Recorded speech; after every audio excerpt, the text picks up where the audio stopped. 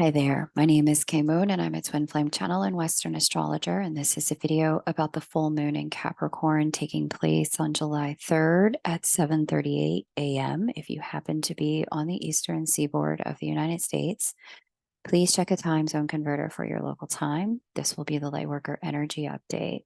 A couple of quick announcements.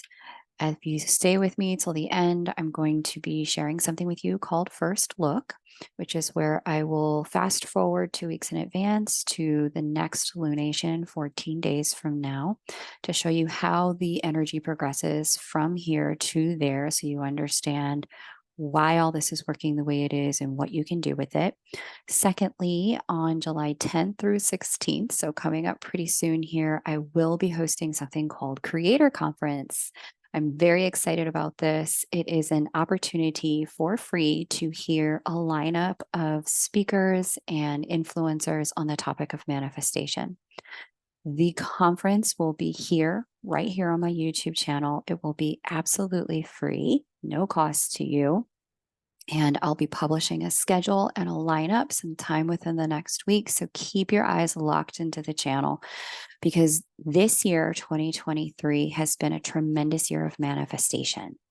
As you know, we have talked about the first half of the year, calling in what you want, creating what you want, and really focusing on what it is that you're trying to manifest. Now, in the second half of the year, we're going to be called upon to make significant choices that facilitate having what we want come out of the ether and here in the third dimension made manifest on earth. And Creator Conference is an opportunity to hear from people who will help you understand how to do that, how to overcome blocks, if your shadow's in the way, what to do about that, and how to basically get into your creative authority and power for the remainder of the year. So mark your calendar. It is July 10th through 16th with dates and details to come. Just wanted to give you a heads up so that you knew what to expect. Let's talk about this full moon in Capricorn. I am super excited about this full moon because as I started to move into the energy of it and work with my clients around it, I saw that this particular lunation here is probably one of the most important ones of the year because of the ways that there's so many different alignments here that are ushering us into a completely new chapter. The things that I'm going to say to you today are probably the most important things I could say to you all year up until now, and all year from now. I do think this is probably the most important lunar update that I'm going to give you. The full moon in Capricorn takes place here at the 11th degree of Capricorn, with the moon opposite Juno, Mercury, and the sun here in the sign of Cancer. We've also got a conjunction here to Pholus and the Earth there in Capricorn. Earth and moon are always conjunct at full moons.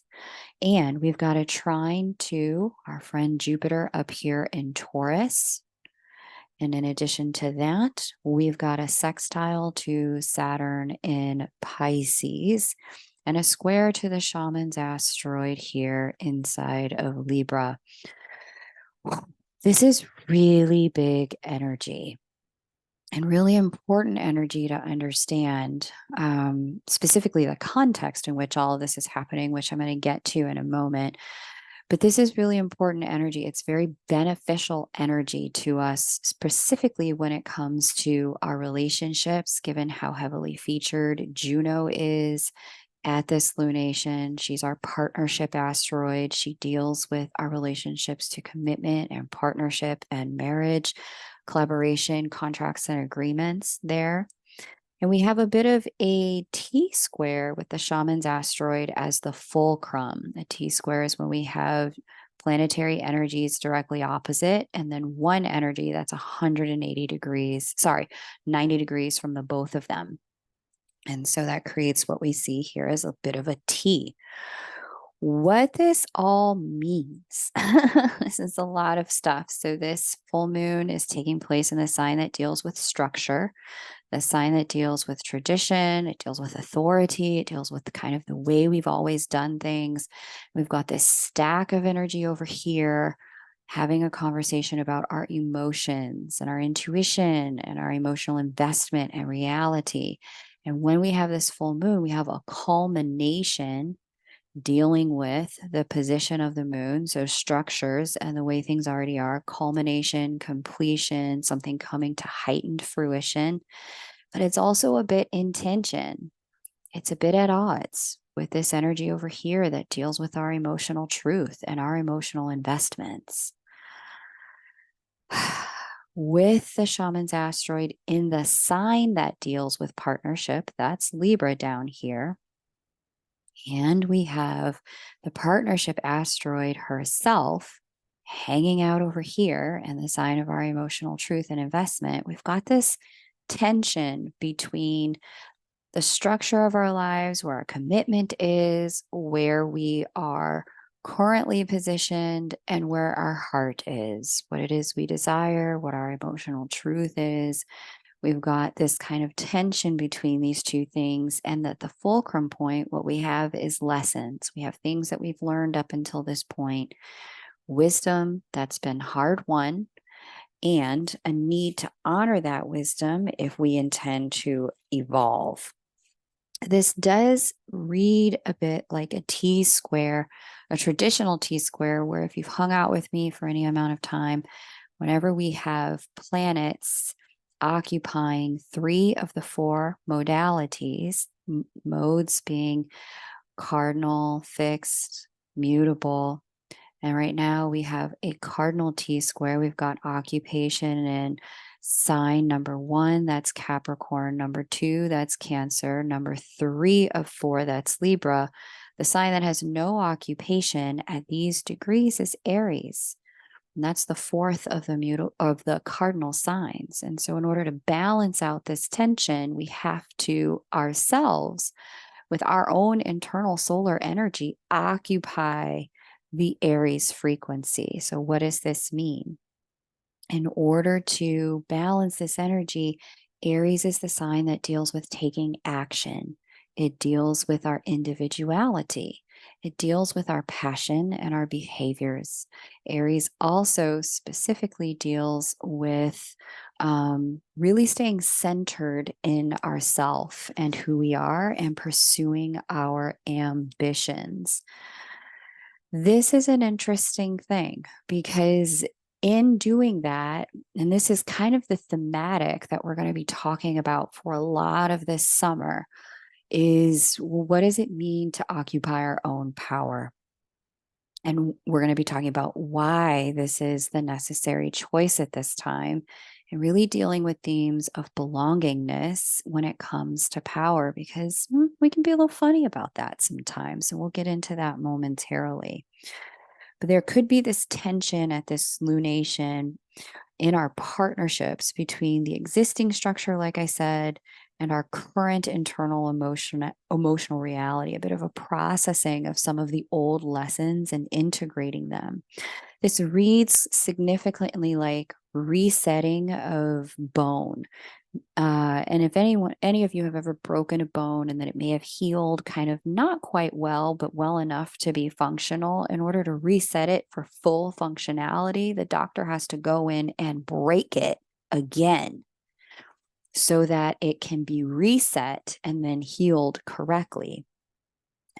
There could be some communication because of the positioning here of Mercury inside of Cancer. Don't expect it to be clear. There's not a lot of air positioning in this chart, but there could be some communication here about what works and what doesn't work in relationship, either coming from you to others or from others to you. There could also be some information about what we need and what we feel may be at odds in a relationship with what our true needs are, and some integration or a new synthesis or new format of connection or relationship or partnership developing under this particular lunation. So I like seeing this. It's a very positive energy for moving our relationships, evolving them into their next iteration. It's an invitation to step into a more evolutionary energy. Now, with the positioning here of Pholus and the moon and the earth here in Capricorn, the sign that deals with structure specifically, and Pholus kind of being a bit more like wherever it sits, things can be a little bit uncomfortable. A lot of woundedness could be there, or even kind of like external kind of toxicity that we're swimming in with Pholus in that position.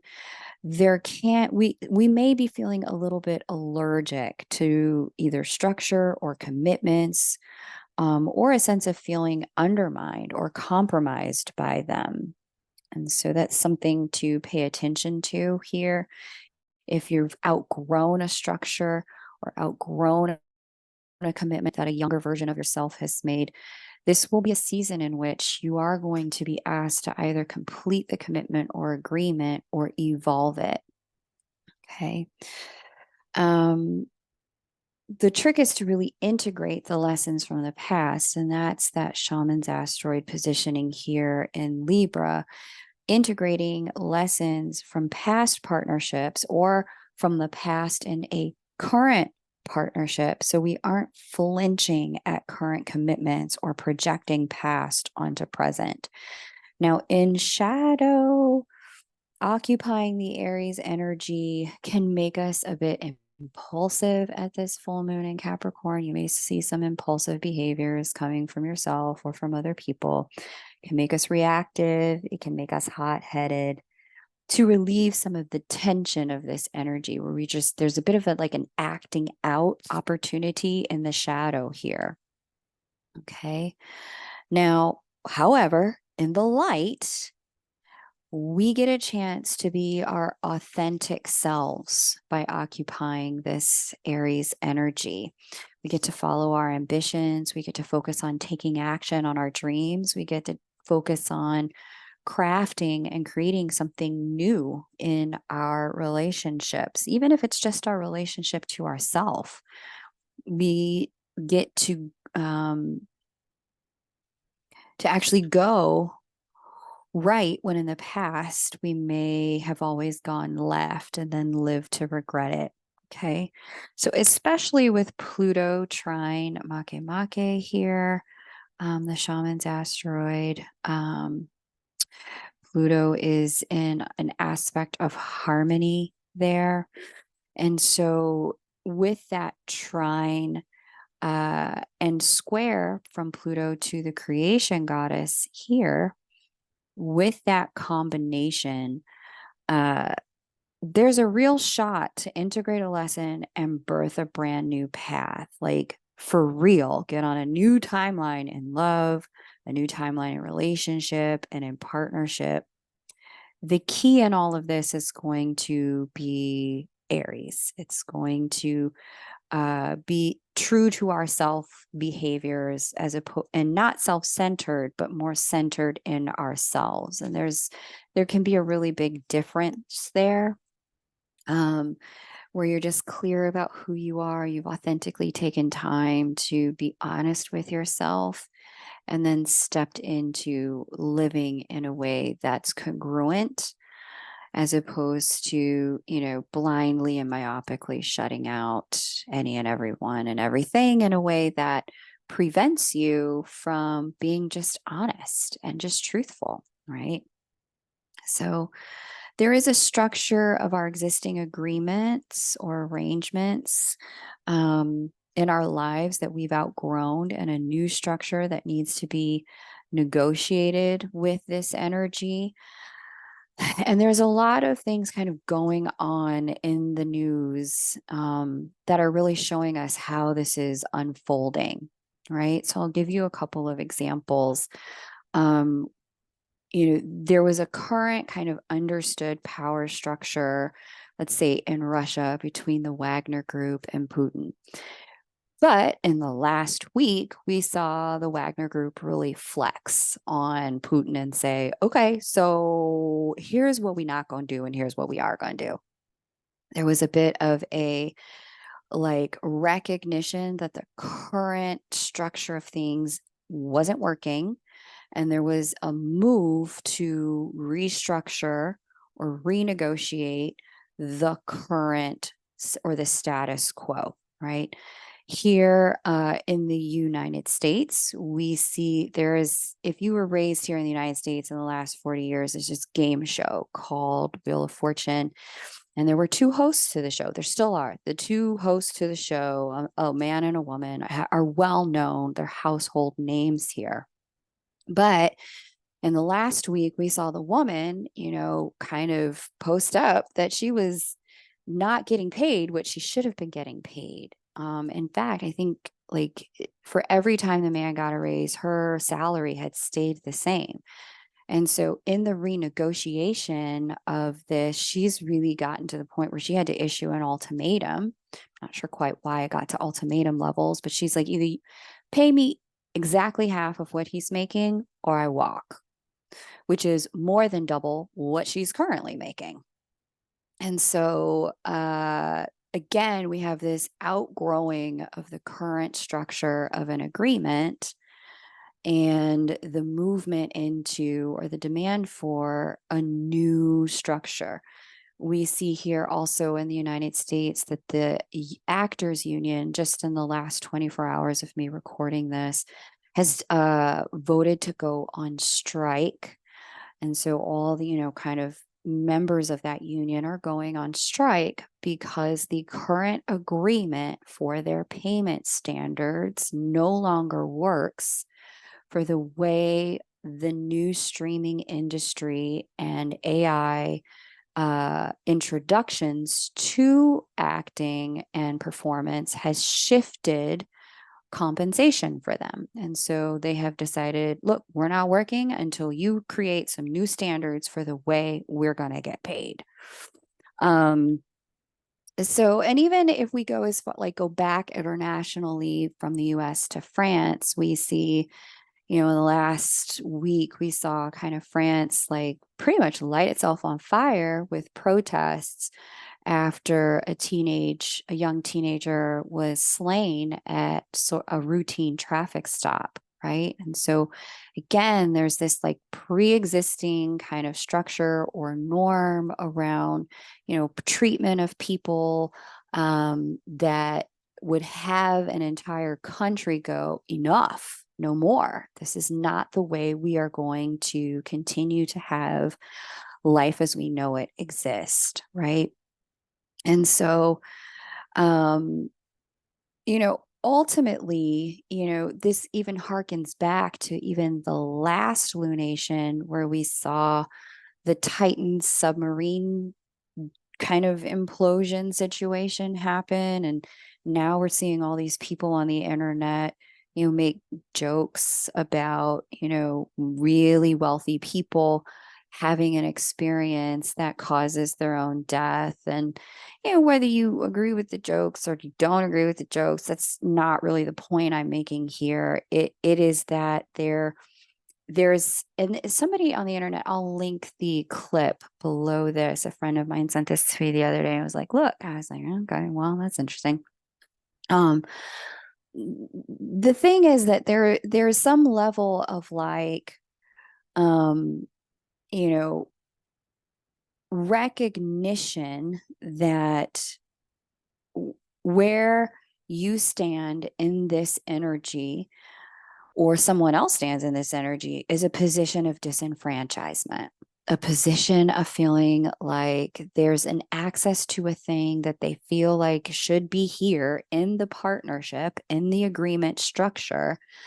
They have emotional investment to it, but the structure of the current agreement is not allowing it currently, and thus the agreement must change. Okay, whether it's a social contract, an actual contract, a relationship dynamic, there's some level of, okay, what we got ain't working, we got to shift it.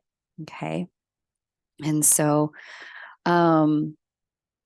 there's with this breakdown of a currently established order or structure or power dynamic, this is the thematic of what we're going to be dealing with all summer long. And that's a function of Pluto, which deals with power, and the sign of structure, retrograde in the sign of structure, squaring the transiting nodal axis. Okay.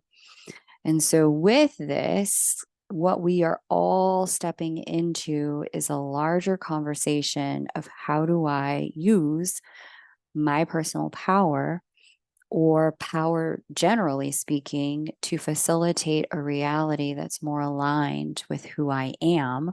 And that's the North Node here in Taurus moving into Aries. Taurus valuing self, Aries being self.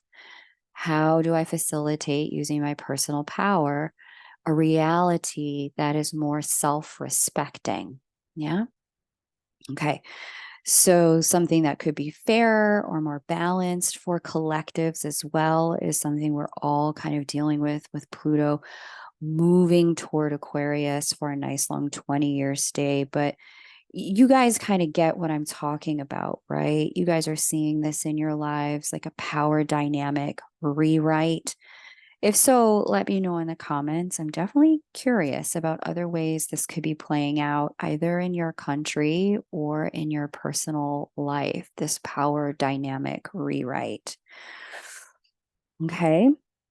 We're going to come back to this power dynamic thing in a moment, because Pluto is, like I said, it is a big deal. It is the headliner, this Pluto retrograde square to the nodal axis, or to the transiting nodal axis. This is the big deal of this season, even more impactful than the Venus retrograde, which we are going to talk about in a minute. But if what I've been sharing here so far resonates with what you've been seeing, definitely hit that like button. If you're new here, welcome.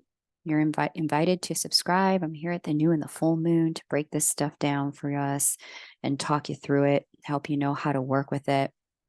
And if you need help walking through some tricky dynamics that you're seeing, some power dynamics that are rewriting themselves at this time, definitely feel free to book a reading. July is the month to get out in front of this energy, because it only gets more intense from here. It is not going to get smoother. It's going to get it's going to get a little hotter before it cools off. So you can book with me over at kmoonastro.com. The link is below the video in order to do that. And this is going to continue to escalate in tensions, especially as Venus goes retrograde here shortly in trine to Chiron. So here's our Venus right here, and she's going to be speaking to Chiron through the course of her retrograde. It'll be a nice long retrograde season. And like I said, the tension's going to ratchet up here over the next 60 to 90 days. So if Venus retrograde has historically been kind of trying for you, or alternatively, something you just want to use productively this summer, definitely book with me over at kmoonastro.com. If you're just looking for a Venus retrograde reading, 30 minutes is enough. If you don't have any other questions, but 30 minutes that's really the only thing I could probably talk about in the 30 minutes is this Pluto retrograde square to the nodal axis and the Venus retrograde, because these things are going to be life-changing this summer. Many of us will look back on this particular June, July, August, and September and say, those were the 4 months that everything in my life shifted. And so let me give you the dates for that Venus retrograde and walk you through the kickoff energy for it now. So Venus entered the shadow zone, meaning so she's going to walk this way, then she's going to retrograde back this way, then she's going to go direct, and then she's going to exit shadow here. Venus began the beginning of the shadow period, on June 19th when she hit the 12th degree of Leo. She stations retrograde out here when she gets to the 28th degree of Leo on July 22nd. Then on September 3rd, she'll have backed up to the 12th degree of Leo again. And on September 3rd, she'll turn direct. And then on October 7th, she'll fully be out of the retrograde zone. And then we'll be done with the Venus retrograde conversation for, I believe it's another 2 years. So, or year and a half to 2 years before she retrogrades again. So the kickoff to this, and the kickoff tells us what type of themes we're going to be dealing with during the Venus retrograde. The kickoff to this is going to be this energy here. So we have Venus conjunct Lilith, conjunct Mars, conjunct Pallas, trine Chiron. Okay. Sextile our creation goddess here. And let's see who's retrograde in Libra and conjunct the South Node over here. And I think that's our kickoff energy. We also have Venus over here in a square, pretty hard square to Uranus. And that's what's going to be the life-changing component of this. It's that contact there with Uranus. So this speaks to a level of change in what, when Venus is in Leo, she's dealing with self-love. Leo is the sign of our creative authority, our self-sovereignty. Leo is the sign of our creativity.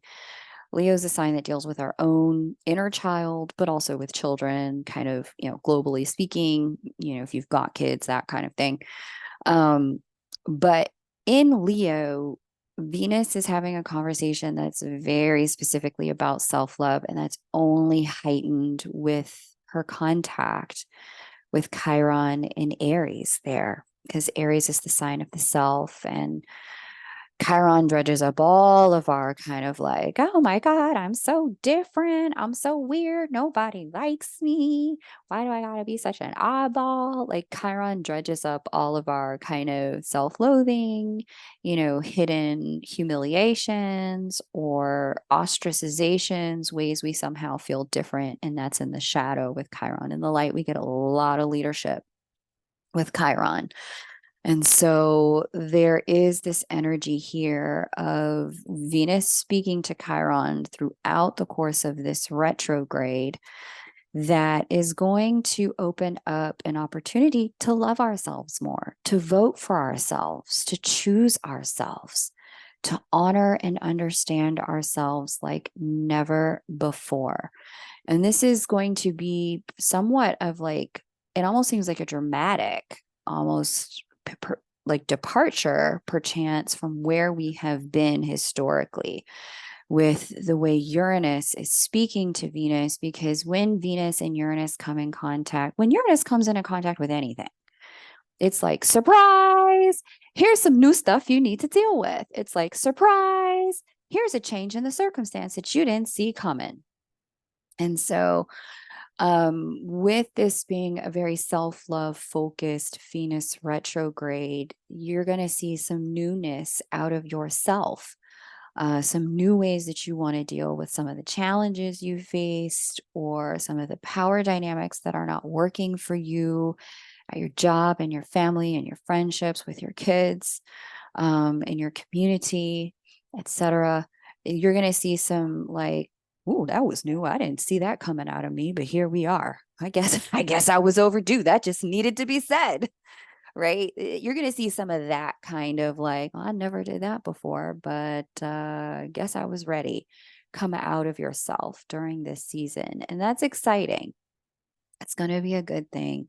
The trick with this is to not, weaponize your self-love to punish people who did not value you only because you were in agreement with their lack of value for you.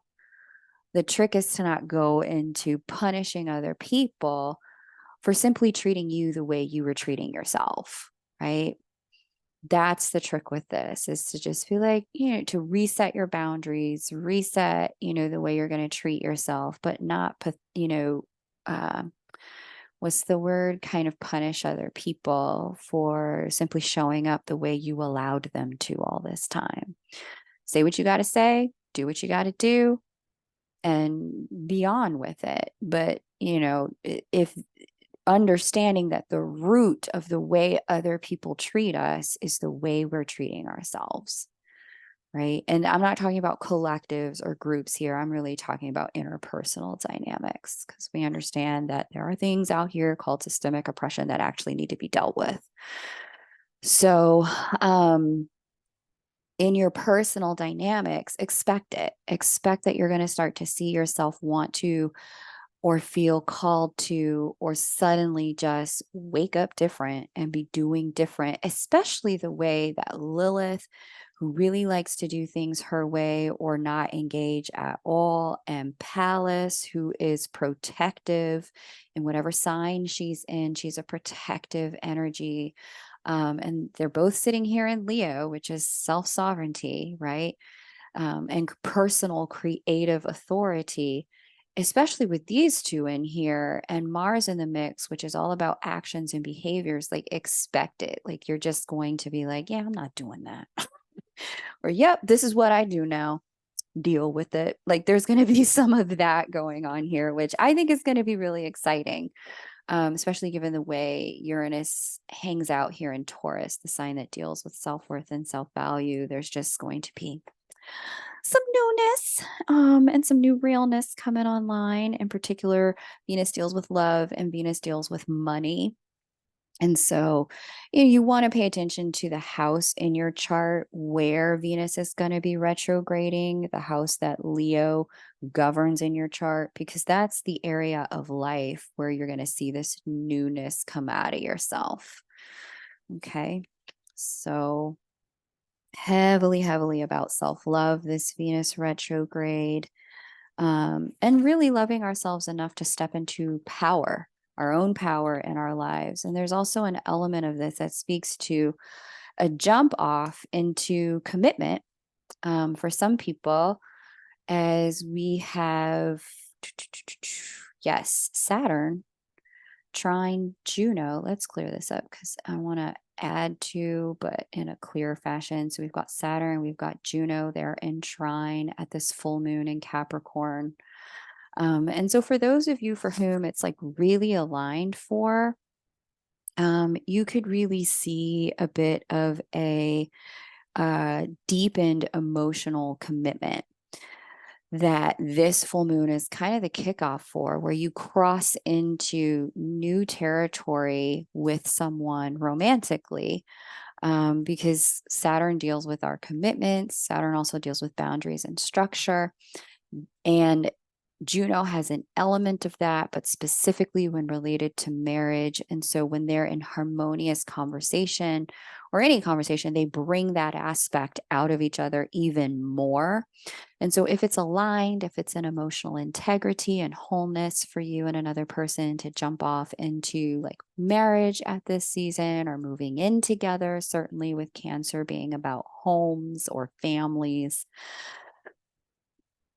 or even just like stepping into deepened emotional bond with another person, this full moon would be the full moon where you start to see that start to really come together and gel. It may happen without words, right? You may just see some actions because there's not a lot of air in this chart, and air really deals with communication.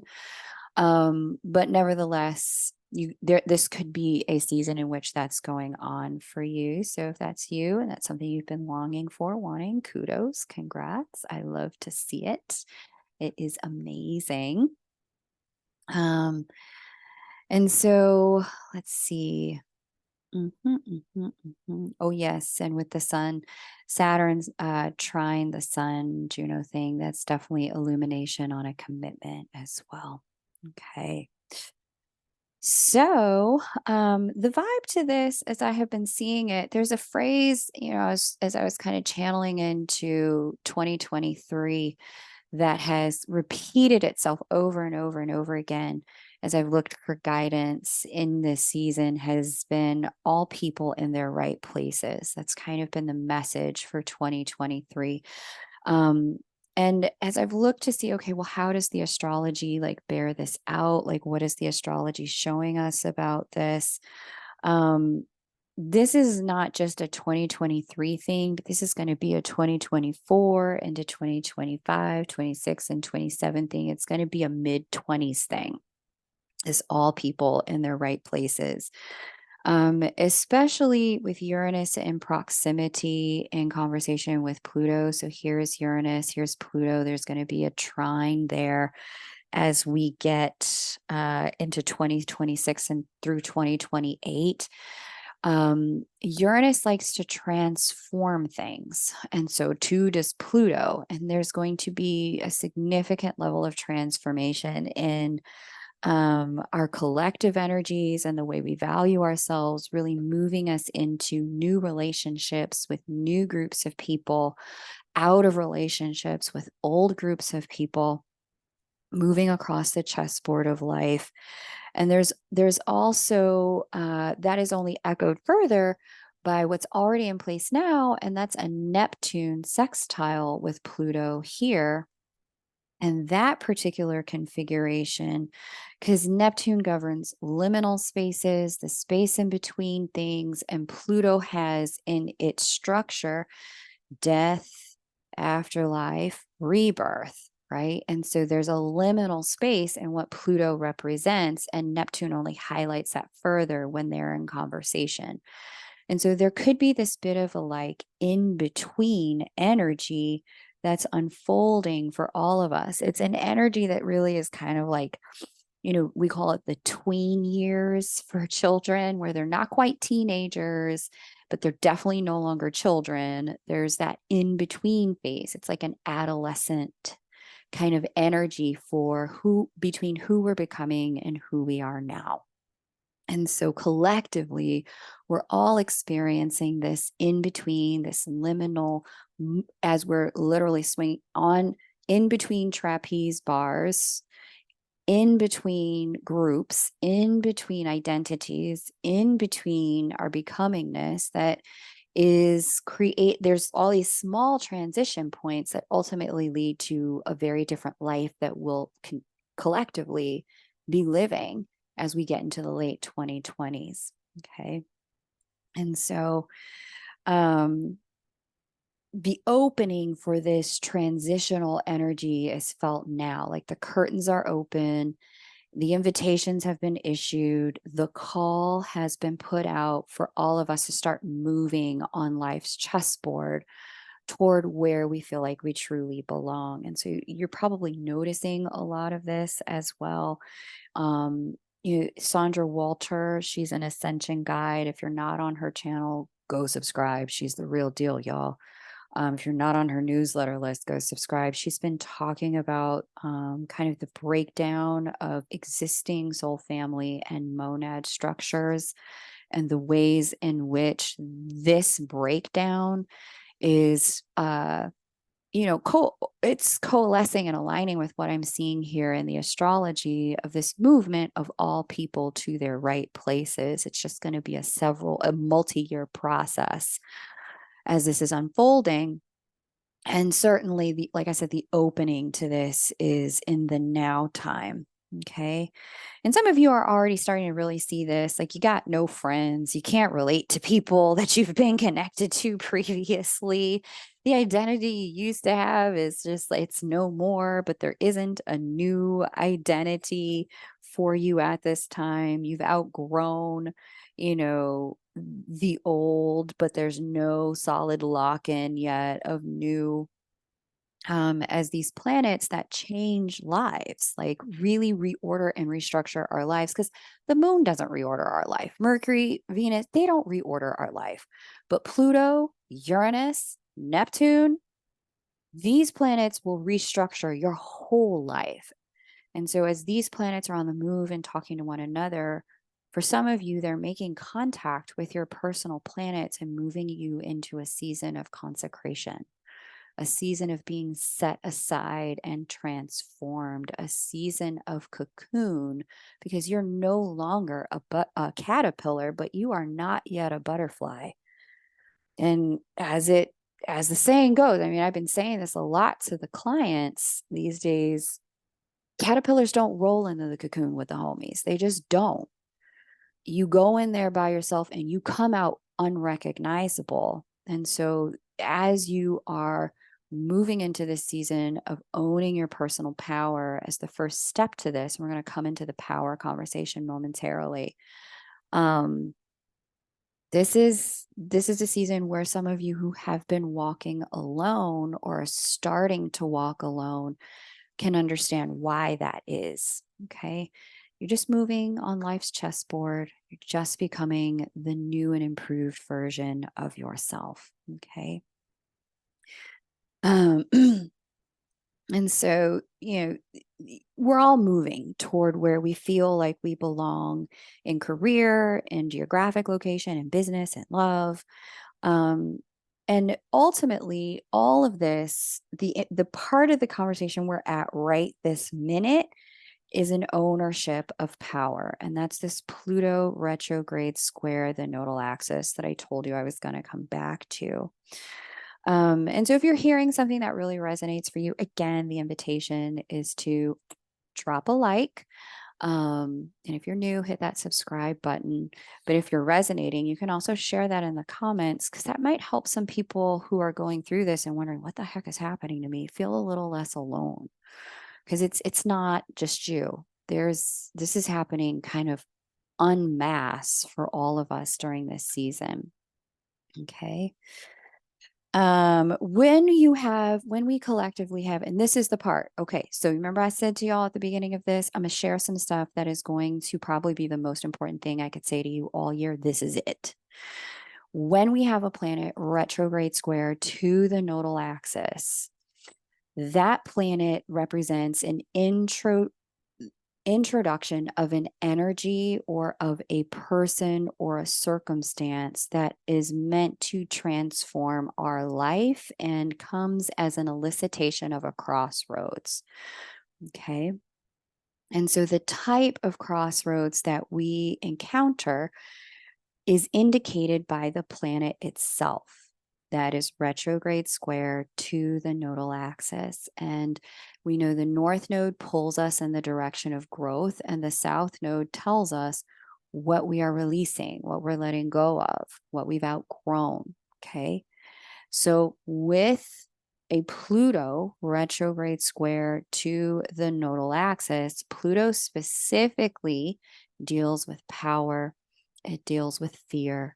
It deals with in shadow control and manipulation of others, or even of ourselves, and in the light, power specifically as the neutral capacity to act or a ability to do. In and of itself, Pluto's not bad. I know some astrologers will say, well, there are good guy planets and bad guy planets and planets they're all neutral in the way that I read. Pluto itself is a neutral energy, but how Pluto gets used, that's where we can run into problems. Okay. And so Pluto, as a capacity to act, an ability to do, is introducing during this season a person, an energy, a circumstance that is pushing us toward a need to show up, a need to use our power. Okay. And the path to take in this crossroads, like, I see a bifurcation point, a fork in the road up ahead. What do? I don't know. The answer when we are at this kind of crossroads is always toward the north node. If you're ever in doubt, you want to move toward the north node. And so in this circumstance, the north node rests in the sign of self-value, self-worth, self-esteem, taking care of our physical form here on earth, and is moving toward the sign of Aries, which specifically deals with living centered within ourselves, taking actions that honor ourself, being uniquely and authentically ourselves. Okay. So when in doubt, that's the direction to move toward. And what we are leaving behind is an energy, a scorpionic energy. South node is in Scorpio. And what we're leaving behind is the energy of kind of repeated death and destruction or repeated kind of change for change's sake. And as the South Node moves into Libra, we are moving behind outdated relationship structures that no longer serve who we've become. Okay. And so to embrace this, the way to work with the Plutonian power energy here, to embrace this, we're going to have to embrace ourselves. Okay. And this is going to require a reorientation to the construct of personal power and the way that we're patterned around it, especially in Capricorn, because Capricorn deals with structure. It deals with patterns and the way things have already or always been done. The other challenge of this is that, kind of collectively, we've got some real weird relationships to the construct of power, quote unquote, right? And, we want to feel like I said, power on its own is neutral, but we have some real funkiness about it. Personal power, empowerment, yes, good. We like that. But when people use their personal power to behave in ways that disappoint us or don't match our expectations, then we're upset with them. We don't want anyone else telling us how to live our lives or putting limits on us and how we live or who we are. But then by the same token, we're committed to laws and ideals that dictate how other people ought to be living and, working their identity to appease our own sense of morality. But we don't want their ideals or their laws on our bodies or governing our lives.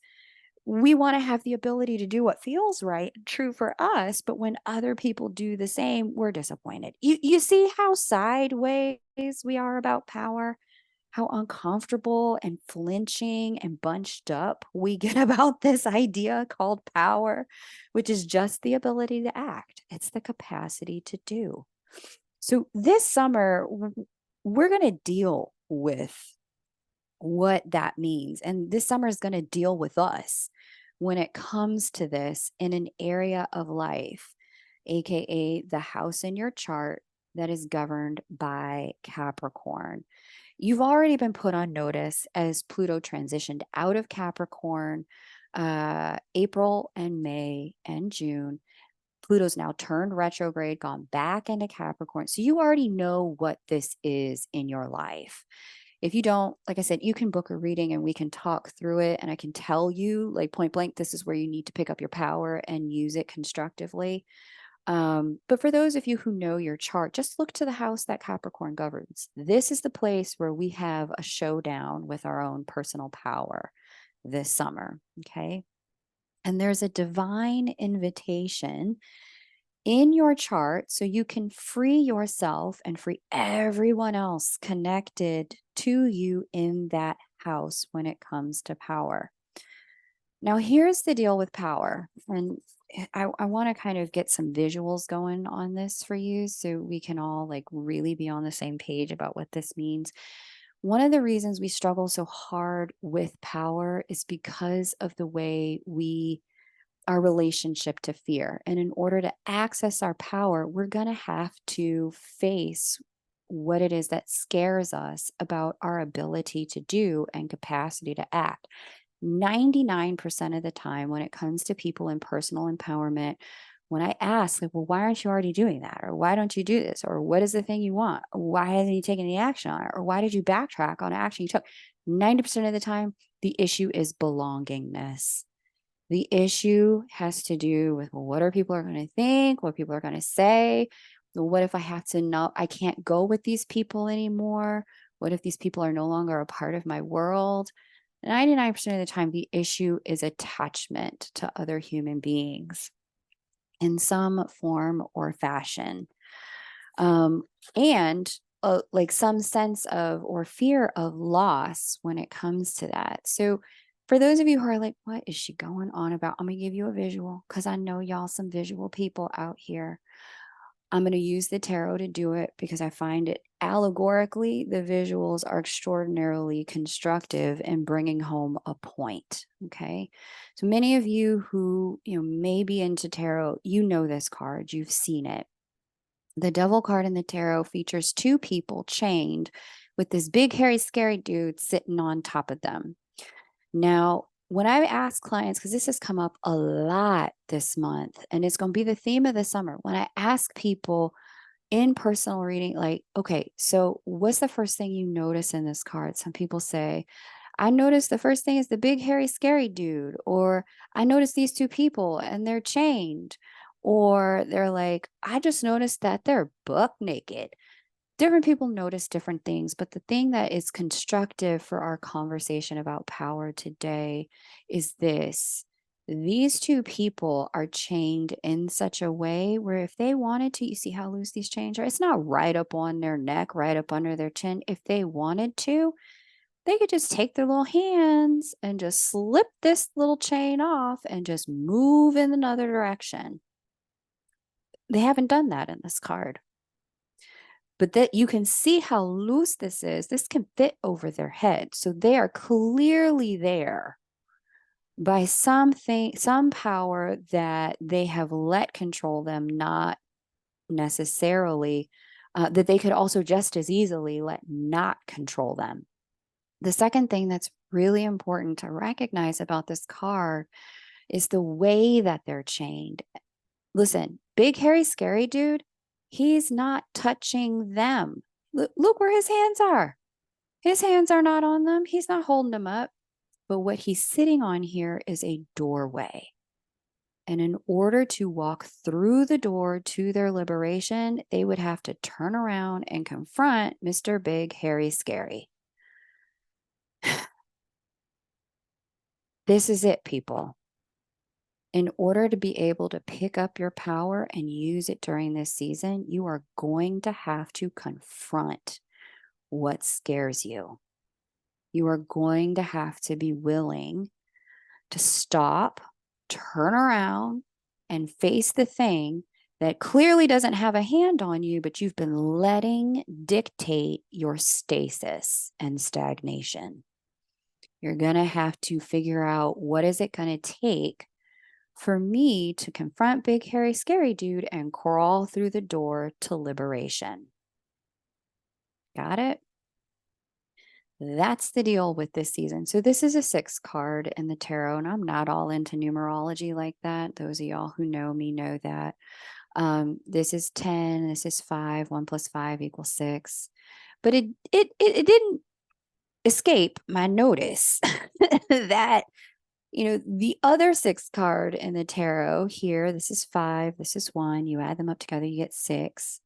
The other 6 card in the tarot is the exact mirror of opposites of that particular card, and it's the Lover's card. And here you see the two humans, kicking it, they're naked, they're free.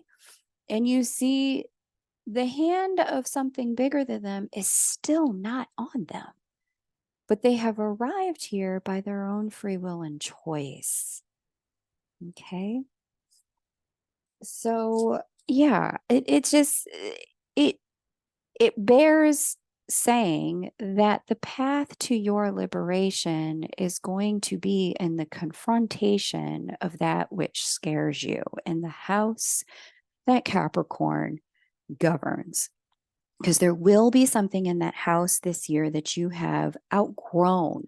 There's a comfort zone, a way that you have been in that location that you are no longer. And in order for you to move into the next place, there is something big, hairy, and scary that you're going to need to confront in order to be able to get there. And that's going to be very personal for each person. Very, very personal for each person, but it's important to understand that the choice, and this is what it is when it comes with Pluto, when it comes to the card we just saw, the only way to access it is through choice. No one and nothing, as I just showed you on that card, is technically holding you back or holding you down. So it's going to be really important not to create a victim story where there is none, to justify using power that was already yours to wield, right? This is how manipulation happens when we get, our panties into a knot thinking, they made me do it. No, nobody made you do anything, right? You are powerful and free to liberate yourself from the chains that you have adopted up until this point. You can create your own liberation here. And that's the theme of the summer.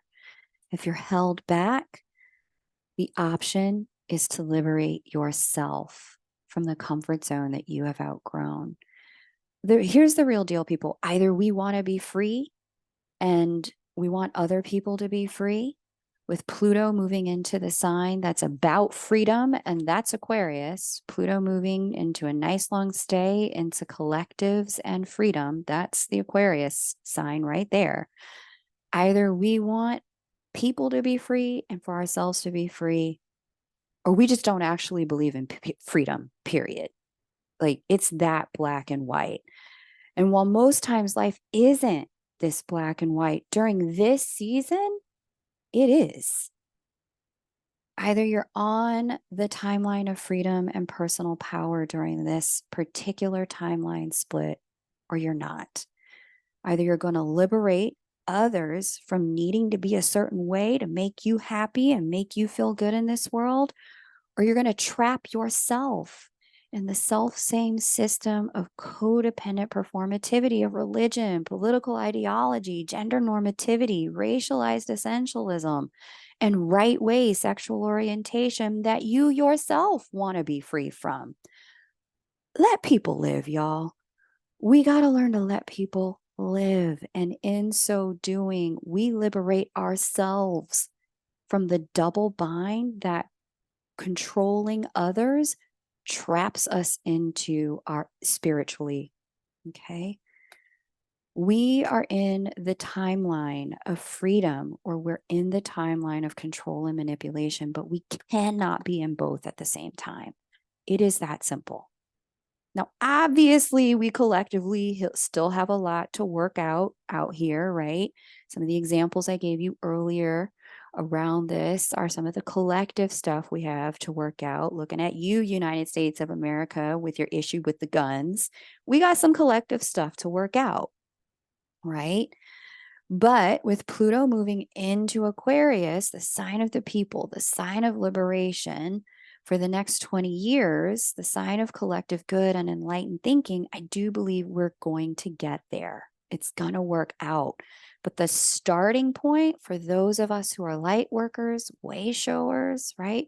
The jump off point is within ourselves. It's in our own relationship with ourselves, with the North Node moving into the sign, from the sign of self-love into being a true self. And Pluto saying, own this power, baby. You better own it. Own it so it's not owning you. It's got to start individually. Okay. So be looking for the place, asking yourself, where can I let other people off the hook for being what I think they ought to be instead?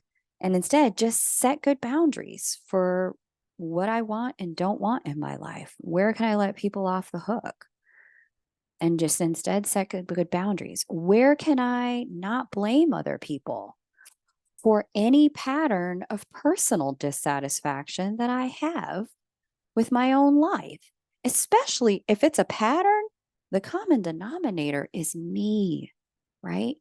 Where can I take action? Maybe just one little step to close the gap between the life I'm living and the life I feel is mine, right?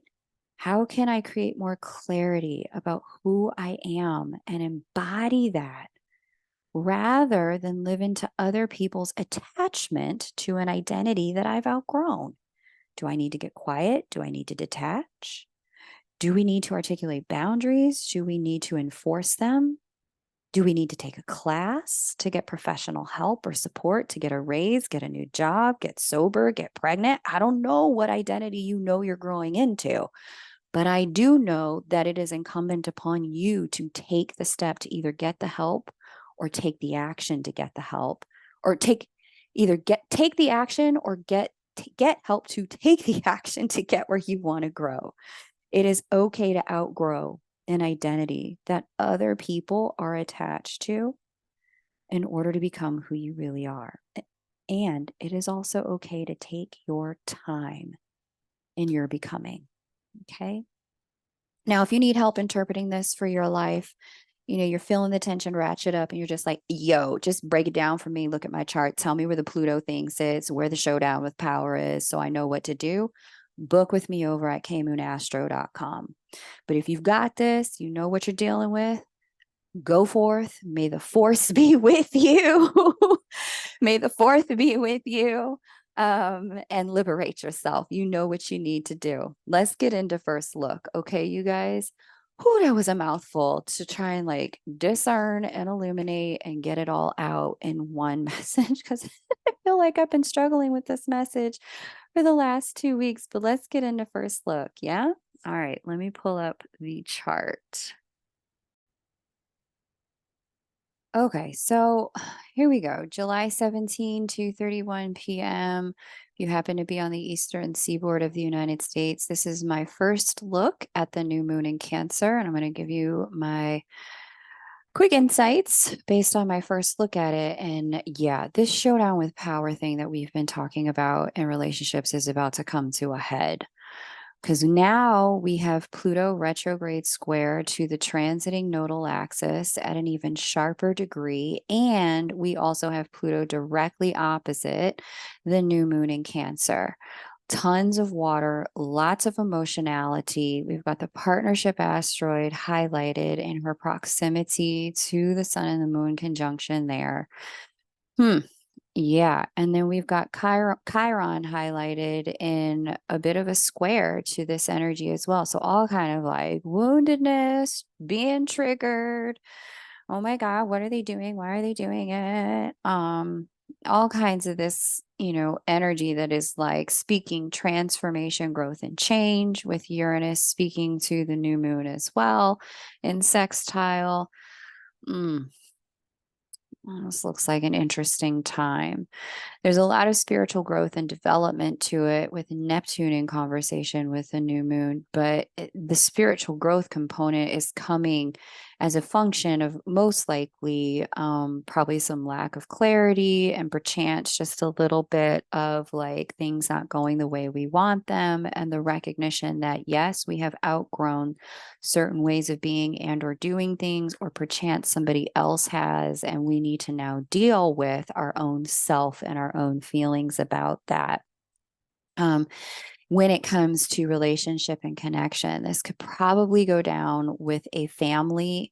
Certainly see that with the Cancer energy here, but it may not be with family. It may be with soul family, or like people that you've been traveling with, that you would consider soul family, them either moving or using their power in new ways in relationship dynamics, and just needing to deal with ourselves around how we feel about that.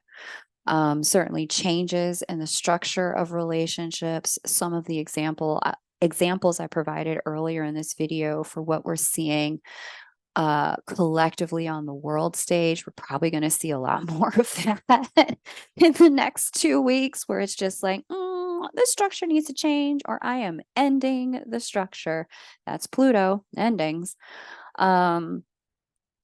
But ultimatums are like manipulative. They're like manipulative and controlly.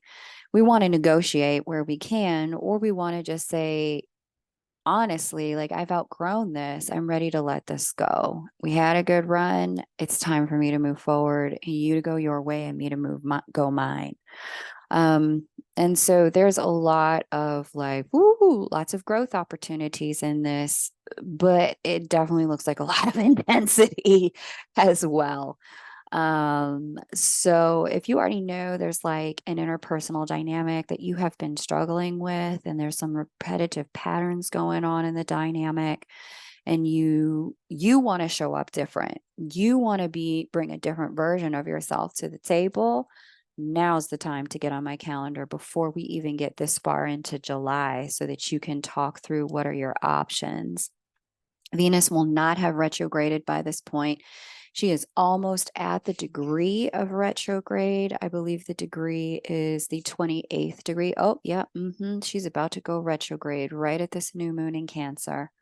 So these themes are going to be thematically what we're dealing with as we move into the Venus retrograde.